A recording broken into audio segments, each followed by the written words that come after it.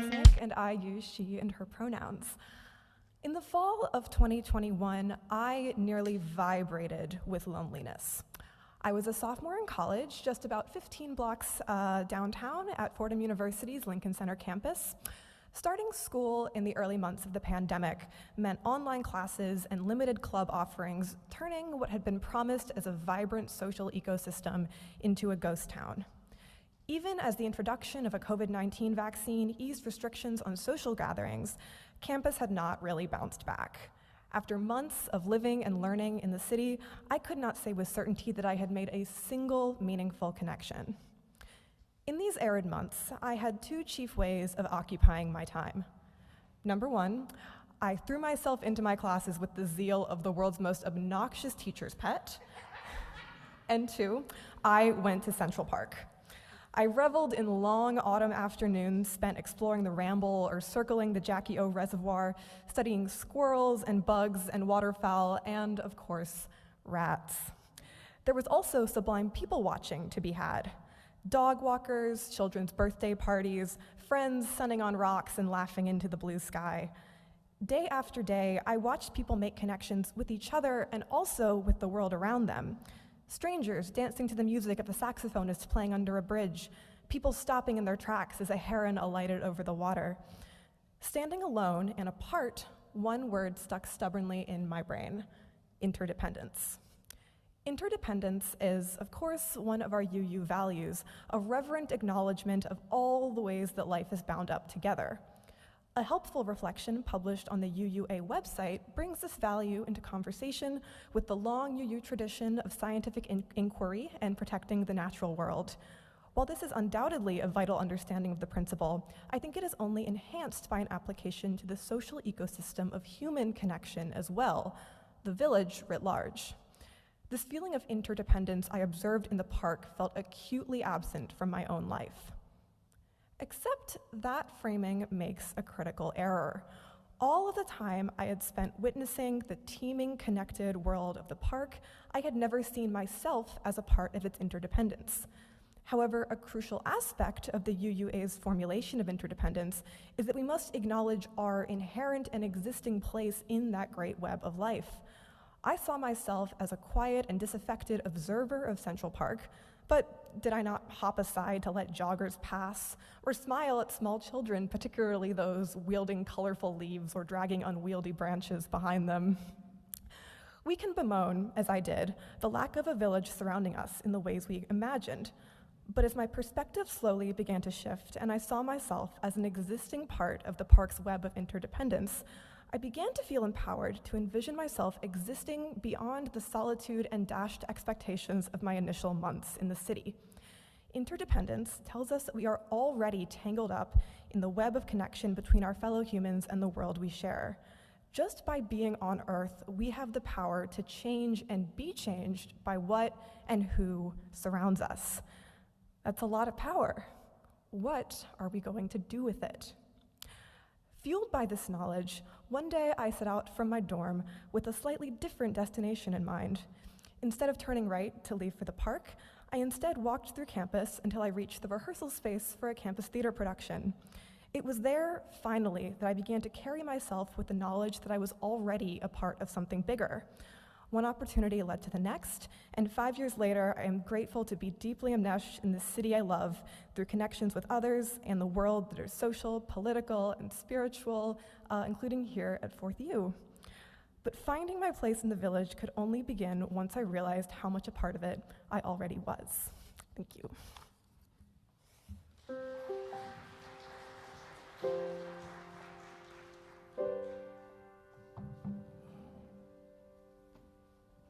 Some of us are shorter and need the step.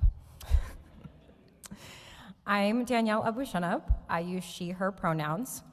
And there are a lot of things that I like about living in modern times. I like being able to microwave my leftovers. I'm a huge fan of vaccines. I enjoy wasting time on the internet, watching TikTok videos. And I like being able to video chat with my family and friends who are not local to New York. The flip side of this is that technology has made it so easy to avoid engaging with the people around us.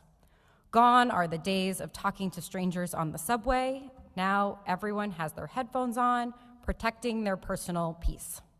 It's nearly impossible to be bored now because everyone is carrying around an infinite amount of content in their pocket computer.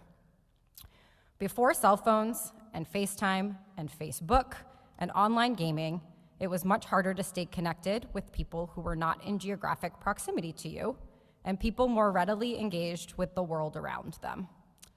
As a result, people were more likely to find and participate in local community spaces and activities. When I first moved to New York, I suffered from this. I didn't feel much of a need to build community here because I had my family and my network of college friends, all of whom I engaged with virtually on a very regular basis. At the time, I felt like my cup was reasonably full, and perhaps more importantly, I was comfortable. No one was asking too much of me, and I was not asking much of others. And then my grandma died. After her funeral, I was hanging out back at my grandparents' apartment and was floored by how much mail my grandpa had received in the wake of my grandma's passing. My grandparents lived in several different places while I was growing up, including Massachusetts, Minnesota, Arizona, Ukraine, Moldova. And in each of these locations, they joined a church, they shopped at local markets, they ate at local restaurants, they connected with local people, they played cards, they made friends, they hosted dinners, they gave back to others, and they made memories. And that investment in creating community paid off. At a time when the thing that brought me the most comfort was to reminisce, people were sending mail, sometimes across the ocean, to share their stories and memories, to remind us of the times they got to enjoy my grandma as a member of their community. But here's the thing that I think is getting lost in modern times. To get that level of response from your community, you have to be willing to accept some level of personal inconvenience. You have to help your friends move out of a walk-up. You have to keep your Tuesday night plans when you're tired.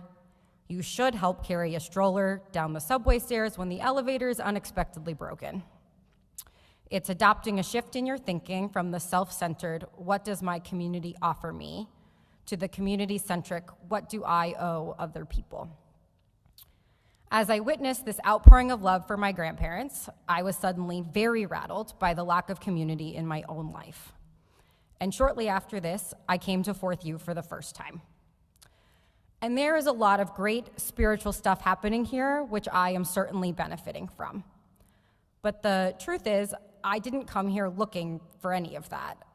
I came looking for a group of people where I would feel seen and where both my presence and my absence would be noticed.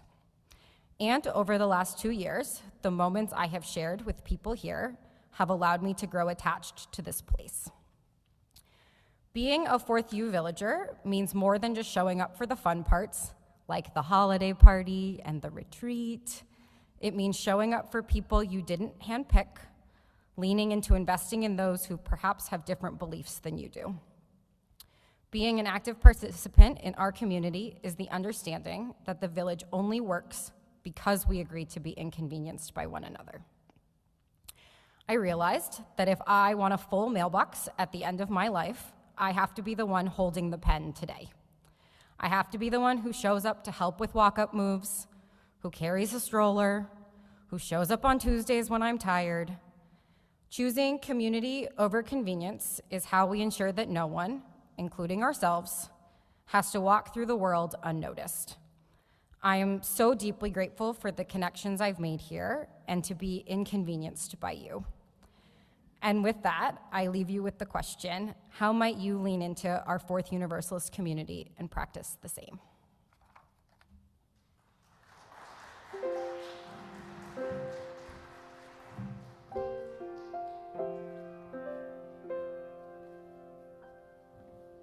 Hello.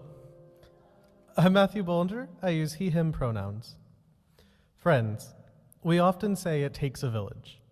We say it about raising children, about supporting those in crisis, about building just a world. But what is a village? It's more than just a collection of people. A village is a covenant, an active promise of mutual support, and a promise that is kept through what I call a mindset of care. That mindset is how the village breathes. It is a conscious, collective choice to not meet difficulty with anger or struggle with frustration. It is the space we create for each other to slow down and consider our response. And crucially, it involves the humility to admit when we have failed our fellow villagers and need to make amends. Caring isn't a single act. It is a consistent, daily work of weaving ourselves into a community. I saw the fabric of a village tear when I was in 7th grade. I was a library aide at a school that included a program for students with the most profound disabilities in Huntsville, Alabama. One day, a student with limited motor controls and no ability to communicate came in with their full-time aide to the library. As they left, a book was knocked down from their wheelchair desk to the floor, and the aide just snapped at them. In that moment, I saw the breakdown in the village, not only for the child, who deserved grace, but also for the aide, who was clearly overwhelmed and unsupported by the wider community. A healthy village would have provided the aide with enough support that they have a deep breath to spare.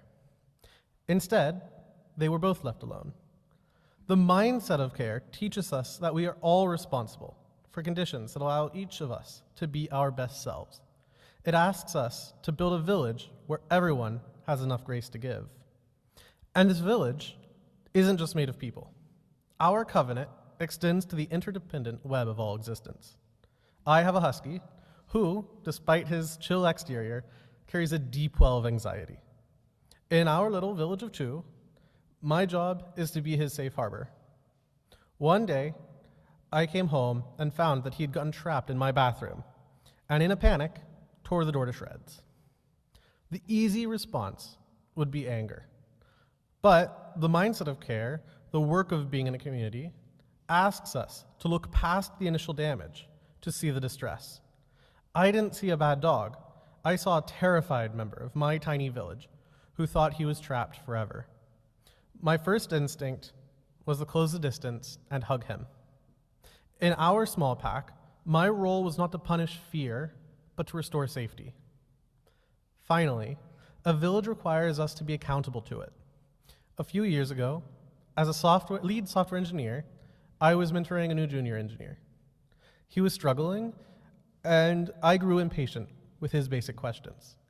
I told him bluntly, "Do not come to me unless he had Googled it first." The words landed way harsher than I had intended, and in that silence, I realized I had failed my duty as a senior member of our professional village. My role wasn't to guard knowledge, but to cultivate it in others. I had momentarily forgotten that someone had once done the same for me. So I took a deep breath and apologized for my sharpness. I'd offered to show him how I work through problems. I chose to repair our small community rather than fracture it.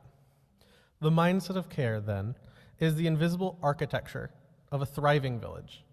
It is the pause that creates space for grace. It is the empathy that sees the fear behind the fault. And it is the humility to repair the bonds that we have broken. A village isn't something we simply have. It is something we must choose to build together every single day.